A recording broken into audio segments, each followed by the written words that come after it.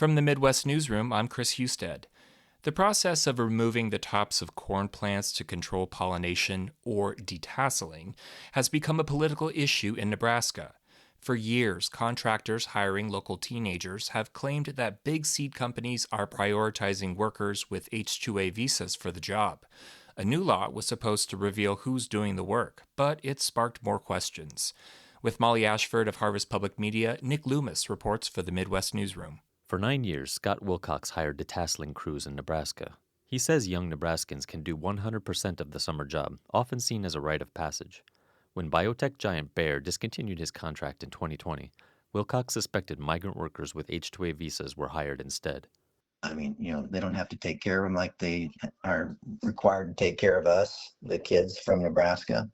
So it was just a way cheaper way for them to go. Employers must prove that no domestic labor is available to hire H-2A workers. Bayer said in a statement that it employs more local youth in Nebraska than any of its other U.S. production sites. Legislative aide Joel Hunt authored a bill that aimed to identify who performs the labor in seed corn fields and ensure local workers are prioritized. Hunt says it got watered down with amendments before it became state law in 2024.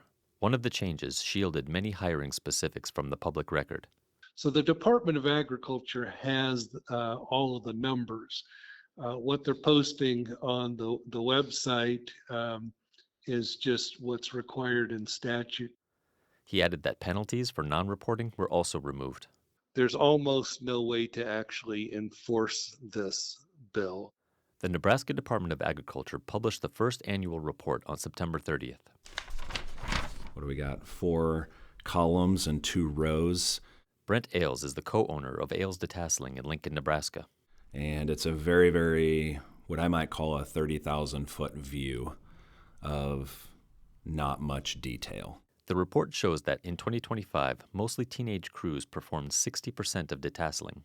It's unclear what part of the remaining 40% was performed by H-2A crews because there are no details about the number of workers hired, who hired them, or where they came from.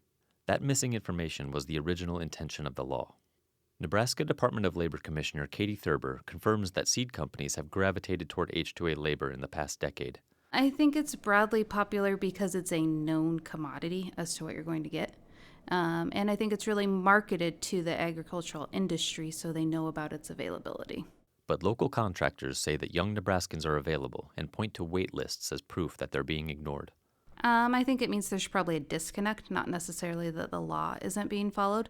Iowa farmer Mark Ahrens says he always found plenty of teenagers from Cedar Falls to detassel. His contract was discontinued by corn behemoth Corteva Agriscience last year. With grain prices currently down, he wishes he still had that contract. But probably the only money I would have made this year. Ahrens estimates that 20% of detasseling is done by teenagers in Iowa, where there is no law to track the labor. Across the border, Brent Ailes says he's happy Nebraska lawmakers want to keep the job in local hands, even though the recent report hasn't been illuminating. So I'm thankful that there is still a strong opportunity across the state for many, many kids to participate in detasseling if they choose to. Ailes says some teenagers may prefer a service industry job to working in a cornfield in late July, but he says he still had a wait list. He hopes he'll have more acres so they can continue the tradition next year. With Harvest Public Media's Molly Ashford, I'm Nick Loomis with the Midwest Newsroom. This story is a collaboration between Harvest Public Media and the Midwest Newsroom, which includes